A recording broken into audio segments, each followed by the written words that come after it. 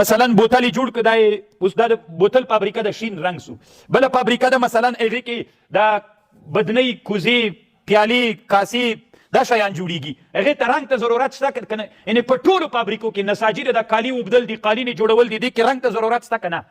نن په نننۍ دنیا کې چې څومره قالینې جوړیږي، څومره فابریکې چې دي، دوی ټول بیا رنګونه چې ورکوي دا یو علمي څېړونکي ته ضرورت لري، علمي علما راولي، ورته وایي چې موږ دا کالي جوړوو یا دا قالینه جوړوو یا دا میزونه جوړوو، بعضو ته سپین بعضو ته سره رنګونه ورکوو، کم کم رنګونه موږ ورکو. نو د علم د الوانو د علماو سره د مشورې نه وروسته بیا دوی د شیانو ته رنګ ورکوي.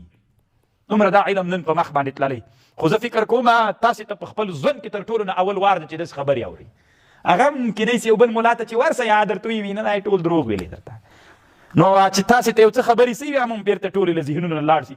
دوی وایي چې نه موږ بزرګي کوو. علم بزرګي ده. انسان ته چې الله علم ورکړي دا په خپله بزرګي ده. بزرګي چاته وایي چې بل درته تابع سي او ته الله ته تابع سي. ملایکو چې آدم علیه السلام ته سجده وکړه، څه وخت یې سجده ورته وکړه؟ وعلم آدم الاسماء كلها چې ور عالم سو د علم د وجې نه الله یې مو پېژانده، مرتبه بیا دومره لوړه مرتبه سوله چې ملایکو هم سجدې ورته وکړلې. نو علم انسان نه بزرګ هم جوړي.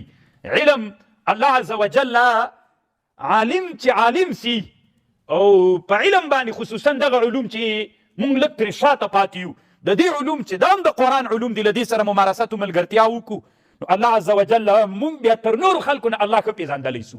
ځکه په دې ټولو علومو کې الله شته ده، ښه الله پکې پېژندل کېږي.